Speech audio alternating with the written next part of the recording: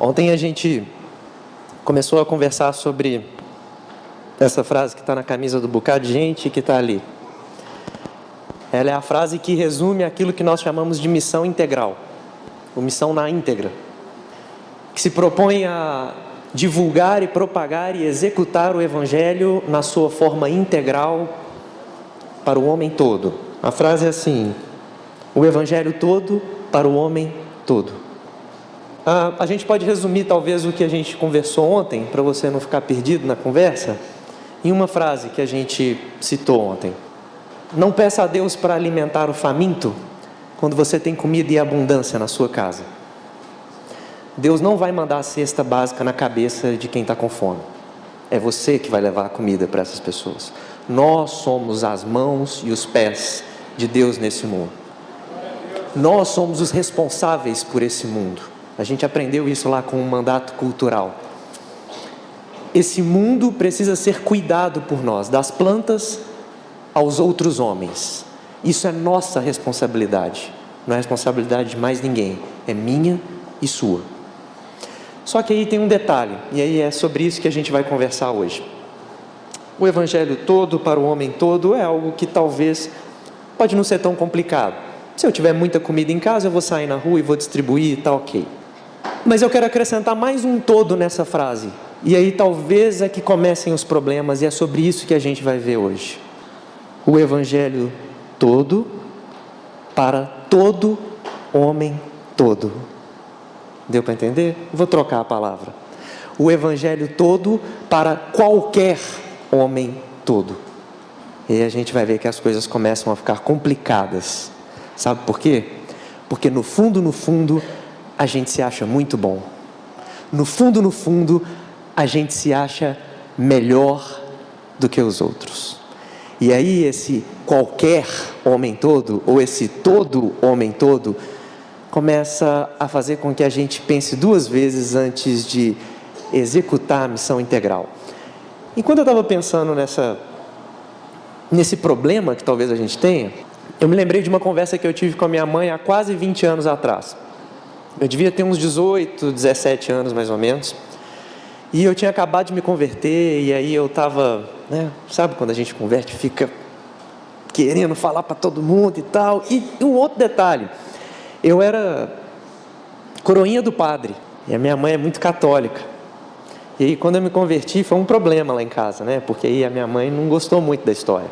E aí eu me lembro que aí eu cheguei um dia em casa de noite, acho que depois da faculdade, e cheguei, e a minha mãe estava assistindo um programa cultural na televisão, um programa espetacular, Ratinho. E lá no Ratinho tinha um camarada falando, e ele se proclamava, se dizia pastor da Assembleia de Deus. E aí ele estava lá falando, e aí eu cheguei em casa e vi minha mãe esbravejando com a televisão. Minha mãe, não sei se você conhece gente assim que conversa com a televisão, e minha mãe estava conversando com a televisão, falando, que absurdo isso, e minha mãe brava, muito brava mesmo. E eu cheguei e falei, mãe, o que está acontecendo? Esse cara aí, falando que é pastor, conheço ele. Desculpa a expressão que eu vou usar, tá? Foi o que ela falou. Você é um safado. Conheço esse cara. Vou falar o nome dele. Eu imagino que só aqueles que tenham um pouquinho mais de experiência vão conhecer. Jesse Valadão. Não é parente do André Valadão, da Ana Paula Valadão, do Márcio Valadão. Não. Esse Jesse Valadão era um camarada que na década de 70, 60, ele fazia uns filmes meio inapropriados para menores de 18 anos. E ele fundou uma associação que chamava Associação dos Machões do Brasil, alguma coisa assim. Para você tentar entender, assim, os mais jovens, se bem que agora tem outros que são bem mais jovens, e nem esse que eu vou falar vão entender. Ele é como se fosse um Alexandre Frota da década de 70. Deu? Para entender? Beleza. É tipo isso. E aí, o Jesse Valadão estava lá no Ratinho falando que tinha se convertido, que tinha mudado de vida, e que se ele arrependia muito das coisas que ele tinha feito no passado, e que agora ele era pastor da Assembleia de Deus, e que tudo era novo na vida dele. Bom, e minha mãe estava lá vendo aquele camarada e esbravejando, falei, isso é um absurdo, e tal. Bom, deixa eu abrir um parênteses aqui, eu fiquei pensando assim, como que a minha mãe conhece esse cara, Ela já deve ter visto alguma coisa dele. Bom, A questão é que ela estava brava. Brava de verdade. E aí ela, muito brava, isso é um absurdo e tal. E aí ela foi e perguntou para mim, o que você acha disso? Só sei que agora é desses crentes aí. Olha que palhaçada. E eu lembro que na época, eu fiquei paralisado, porque eu não sabia o que responder. Primeiro que eu não sabia quem que era aquele cara. Graças a Deus. E segundo que eu realmente não sabia o que responder para ela. Mas assim, sabe aqueles toques do Espírito que de vez em quando acontecem assim na vida da gente? Eu soltei uma palavra e depois eu fui descobrir que era um versículo bíblico. Eu falei, graças a Deus, eu falei o que estava certo. Eu falei, mãe, Jesus não veio para os sãos, Jesus veio para os doentes. Pronto, a conversa acabou ali. E na época eu falei aquilo sem ter muita noção, e depois eu descobri, eu falei um versículo bíblico, sem saber direito. E aí eu queria te convidar a ver esse versículo, olha só.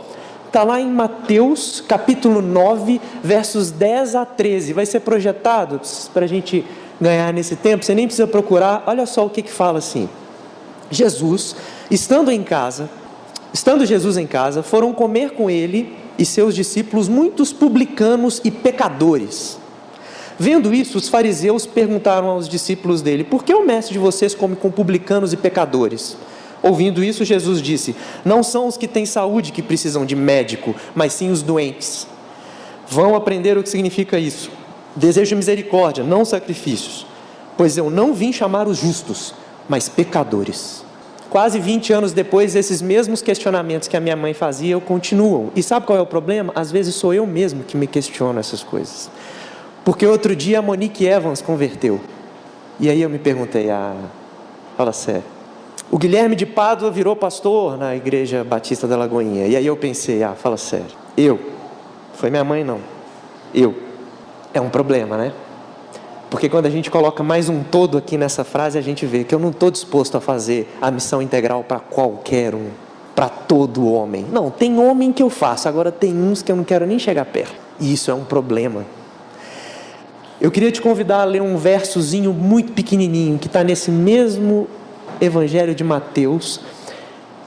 A gente vai ler, você vai falar assim, o que isso tem a ver? Você vai ver que esse verso carrega nele algo profundo, muito profundo. Mateus 15, verso 21, diz assim, saindo daquele lugar, Jesus retirou-se para a região de Tiro e de Sidom. E aí você vai me perguntar, e daí? Bom, a gente vai ter que voltar um pouco no tempo para entender o que estava acontecendo de verdade ali. No capítulo 9 de Gênesis, a gente vê que Noé, assim que a arca desce e ele sai à terra, ele fica muito feliz e aí ele faz um culto ao Senhor, ergue um altar e aí ele planta um vinhedo. Logo esse vinhedo produz uvas, ele produz uma bebida a partir dessas uvas, toma aquilo e se embebeda. Ele estava muito feliz. E enquanto ele estava bêbado, ele tira a roupa e fica pelado. Um dos filhos dele, Cão, vê Noé pelado. E isso, para aquela cultura, era inadmissível. Era escandalizador um filho ver a nudez do seu pai ou da sua mãe. Os outros dois filhos, Sem e Jafé, vendo a situação, eles vão com uma capa de costas, cobrem Noé sem vê-lo nu.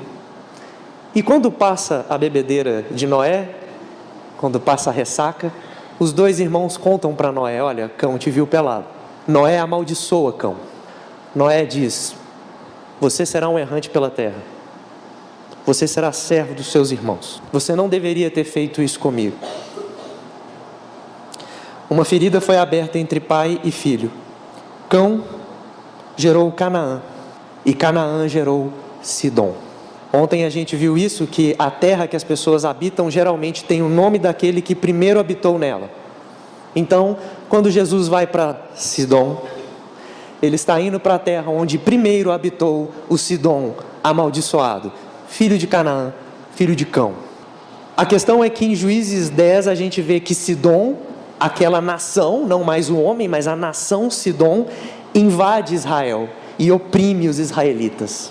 Salomão se casa com várias mulheres sidônias, que acabam levando ele a adorar outros deuses. Isaías, Jeremias, Ezequiel, Joel, Zacarias, todos eles profetizaram contra Sidom.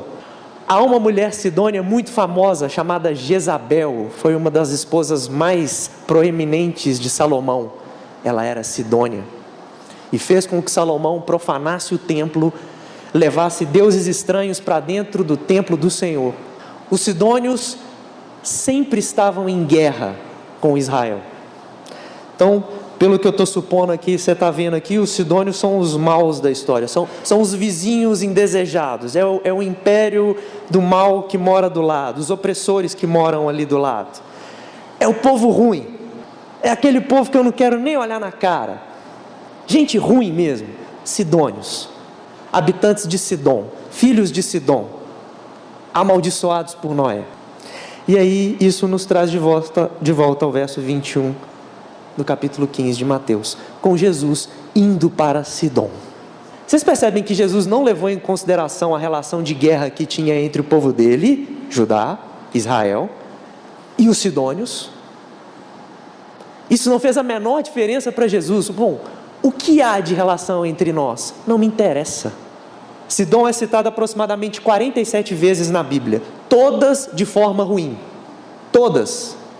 Desde a maldição de Noé em relação a Cão, Sidom é citado de forma negativa na Bíblia, até a 48ª vez. E ela sai da boca, sabe de quem? Jesus. Mateus 11, versos 21 e 22. Olha só o que Jesus fala. Ai de você, Corazim, ai de você, Betsaida.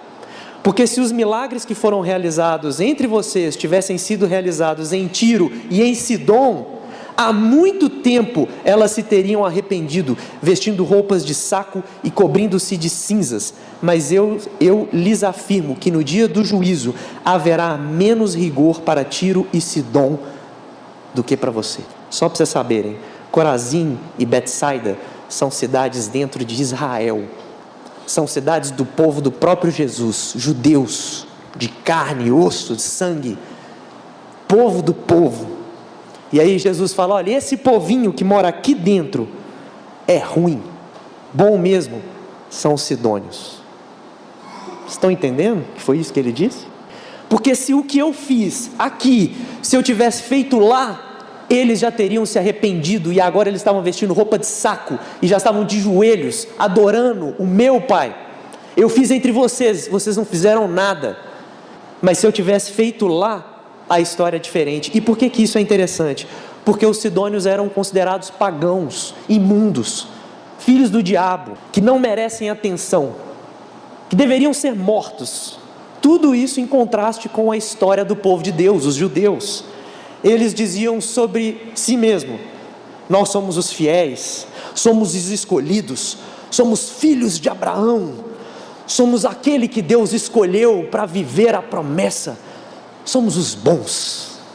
Eles não, são os maus, vão para o inferno, são ruins, nos oprimiram. Uma daquelas sidônias chamadas Jezabel trouxe deuses estranhos para dentro do nosso templo, que eles morram.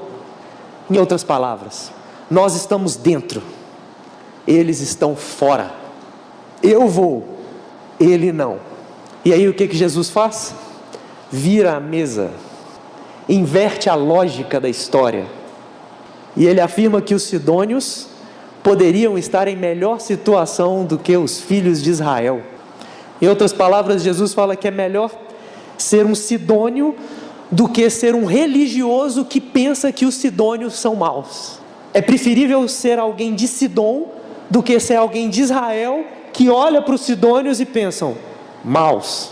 Jesus não se preocupa com a história do seu povo em relação a Sidom.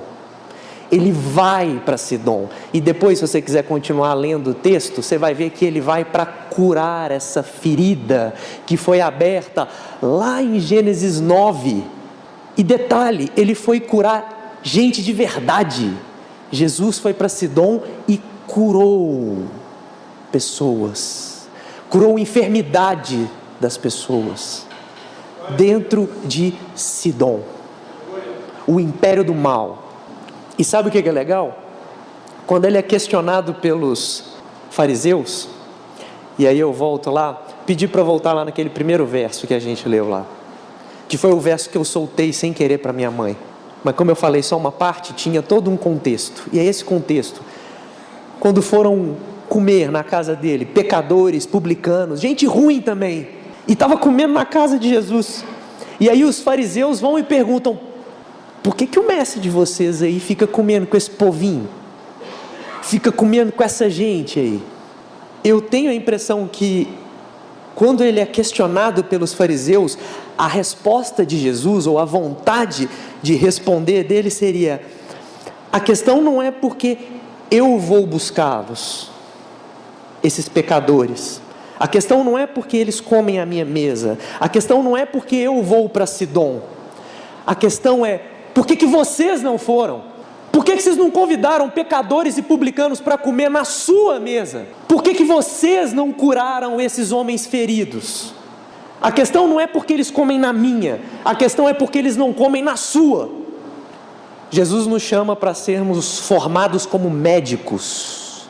E é isso que o versículo diz: eu vim para curar os doentes e não os sãos. Então ele nos convida, por extensão, para sermos médicos. Mas sabe qual que é o problema? Deveríamos ser médicos, mas nós atuamos como juízes. Ao invés de médicos, somos juízes. Ao invés de estudar medicina, estudamos direito. Sidom foi citada 47 vezes de forma ruim, mas Jesus não se importou com isso, porque ele não se importa com o passado da pessoa, porque ele tem um futuro para dar para ela. Juízes se importam com o passado para poder julgar a pessoa. Médicos se importam com o futuro para poder salvar a pessoa. Médicos ou juízes? O que devemos ser? Se você vê uma pessoa na rua, chovendo, bêbada, urinada, defecada, você incluiria o todo que eu quero incluir nessa frase para ir lá e fazer alguma coisa por ele? Vocês já devem ter lido na Bíblia sobre a oração do publicano e do fariseu, né? Jesus fala sobre o camarada que estava lá no fundo do templo, ajoelhado, batendo no peito e falando: eu não mereço, Senhor, eu não mereço, pecador, publicano.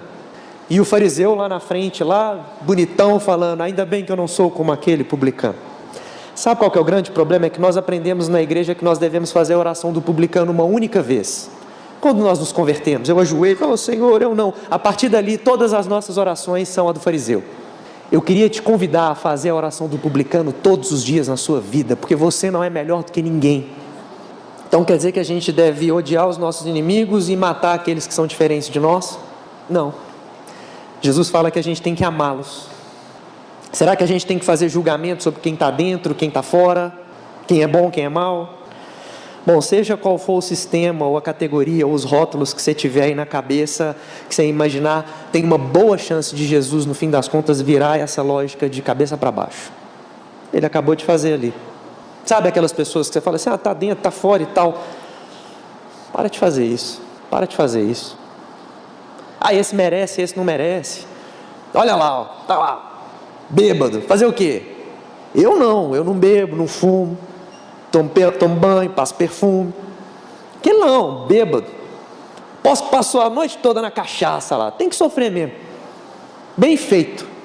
Juiz, médico, vai lá, leva para casa, bota para comer na sua mesa. Porque provavelmente Jesus perguntaria: por que você não levou ele? Ah, mas eu sou tão limpinho, eu sou tão bonitinho. Dentro das igrejas, pasmem, existem muitas pessoas que são mais interessadas no passado das outras do que no futuro que Jesus pode dar para ela.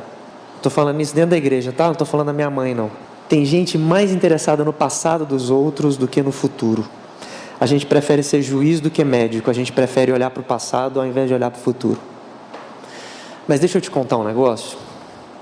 Deus não nos deixa de amar quando erramos, seja quem for, seja o homem que for. E aí deixa eu te contar outra coisa: Deus não nos ama mais quando nós o obedecemos. Sabe por quê? Porque Deus é amor. Não existe amor muito, amor pouco, amor pouquinho, amo mais ou menos, gostandinho, gosto pouquinho. Amor, ponto.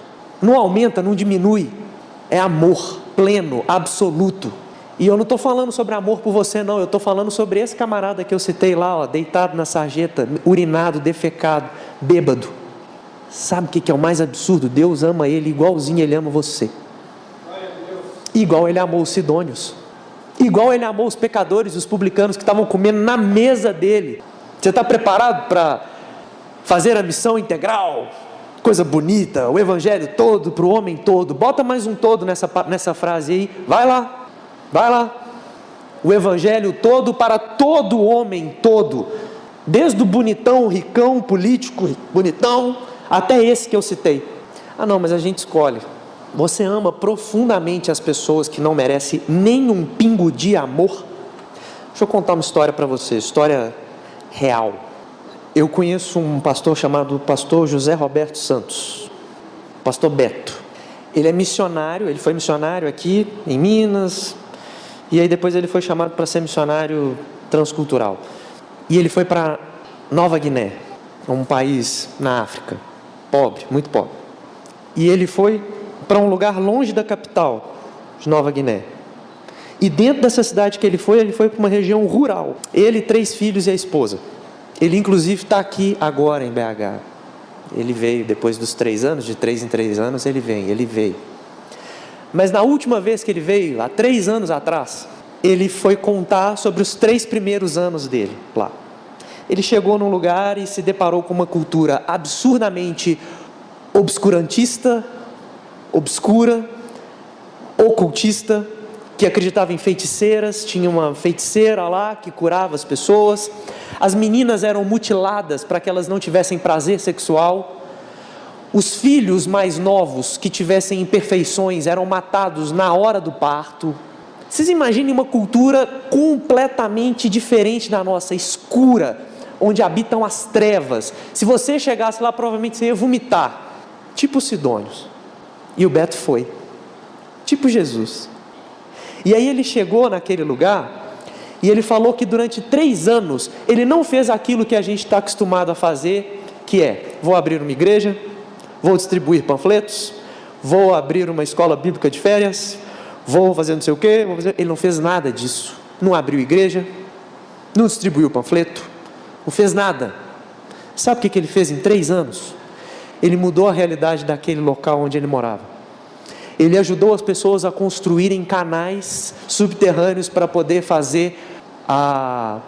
sanitizar aquele local. Saneamento básico. Ele pegou em pá, enxada, chamou aquelas pessoas e falaram: vamos melhorar o nosso local? Ele construiu casas para as pessoas que não tinham onde morar. Ele ensinou as pessoas que não sabiam ler ou escrever. Ele aprendeu a língua antes de ir. Ele não abriu igreja não, gente. Ele chegou lá para mudar a realidade daquele lugar. Há 3 anos atrás ele me contou, quando ele veio, o que aconteceu depois desses 3 anos. Sem ter igreja, sem ter panfleto, sem ter culto ao ar livre com violãozinho, nada disso. Ele me contou que teve um boom de nascimento de crianças lá naquele lugar. E vocês sabem qual que era o nome preferido que as mães estavam dando para aquelas crianças? Pastor Beto. É isso mesmo, o primeiro nome dos meninos, pastor, sobrenome Beto. Diz ele que não sabia mais contar quantas pessoas, quantas crianças lá chamavam-se pastor Beto, até menina chamava pastor Beto. Quando ele me contou isso eu chorei. Sabe, quando o amor genuíno, quando a graça genuína, quando a luz chega num lugar escuro, até a cultura mais fechada, mais obscura, mais absurda, quando o amor de Deus chega naquele lugar, o amor genuíno, o amor absoluto chega naquele lugar, até essa cultura mais fechada, mais intensa, mais absurda, se dobra, se curva diante do amor. Pastor Beto, guarda esse nome. Você vai encontrar ele quando você chegar no reino. Então o que é a missão integral? É você todo para qualquer outro todo. Você é o evangelho. A sua vida é a boa nova de que Deus não desistiu do mundo. As pessoas precisam olhar para nós e pensar: Deus não desistiu do mundo, porque o Vaguinho existe. Deus não desistiu do mundo, porque o pastor Jairo existe. Porque eu olho para ele e falo: Deus só pode existir porque eu vejo em você. Alguém já pegou no amor aí alguma vez? Não estou falando no amor a sua esposa ou seu marido, não, que você chama de amor, não. Alguém já pegou no amor? Assim, ó, no ar. Ups, peguei no amor. Alguém já pegou o amor? Alguém já apalpou a graça aí? Já? A graça? Alguém já? Amor, graça, misericórdia são conceitos subjetivos. E se eles são subjetivos, eles devem ser revelados em nós, em você, em mim, através de nós, encarnado em nós. Nós somos a resposta de Deus para esse mundo mau e quebrado. Nós. Entende? Que as pessoas só vão saber o que é amor quando você transbordar amor para elas. Entende? Que as pessoas só vão compreender o que é graça quando você transbordar graça sobre a vida dessas pessoas. Mas para fazer isso, você vai ter que cruzar a fronteira. Você vai ter que ir para Sidom. Ou como o Beto nos ensinou, você vai ter que ir para Nova Guiné. Ah, fica muito difícil para você? Então tá, traz eles para comer na sua mesa, como Jesus ensinou. Difícil, né? Deus vai se revelar aos sidônios que moram do seu lado, pode ser aquele vizinho mala, através de você. Jesus só vai pisar o pé nessa terra de novo quando acabou tudo e quando o reino dele vai se estabelecer aqui. Então ele não vai vir fazer esse trabalho. Quem vai fazer é quem? Vão para Sidom? Ou vão chamar os sidônios para comer na nossa mesa? O que você prefere? Você vai ter que fazer uma ou outra. Se você incluir mais um todo aqui nessa frase, você vai ter que fazer um ou outro. Você vai ou você traz? Qual que você prefere? Pode escolher. Deus vai resgatar os Jesses Valadões, os Alexandres Frotas, quando você encarnar o amor de Deus. Você se acha melhor do que eles? Você se acha? Jesus não acha. Sabe como é que eu posso afirmar isso categoricamente? Porque naquele verso pequenininho, verso 21, do capítulo 15 de Mateus, me mostra que Jesus foi para Sidom. Isso significa que ele não se importa quem são as pessoas que ele ama, porque ele é médico, não é juiz, e ele convida a gente a ser médico também. Ele está convidando a gente para ser a extensão das mãos de Deus nesse mundo, para ser a encarnação do amor de Deus nesse mundo, para que o nosso coração bata no mesmo ritmo do coração dele, para que o meu coração seja igual ao dele, para que eu possa cruzar a fronteira, ir até Sidom e resgatar aquelas pessoas, ou para que eu possa convidá-las para comer na minha mesa. Queria te convidar a fechar os seus olhos agora, e que essa música que for cantada agora possa ser a sua oração, que você realmente saia daqui completamente diferente da forma que você entrou, que Deus possa transformar a sua vida, e que essa música seja a oração definitiva para que você compreenda que você é a extensão desse mundo, a extensão das mãos de Deus nesse mundo, de que a obra de Deus vai ser realizada através da sua vida. Pai, muito obrigado. Muito obrigado porque nós não temos nada de bom para te dar, Pai. Somos maus, somos pecadores. Que nós possamos todos os dias fazer essa oração e bater no nosso peito que nós não merecemos o seu amor, Pai.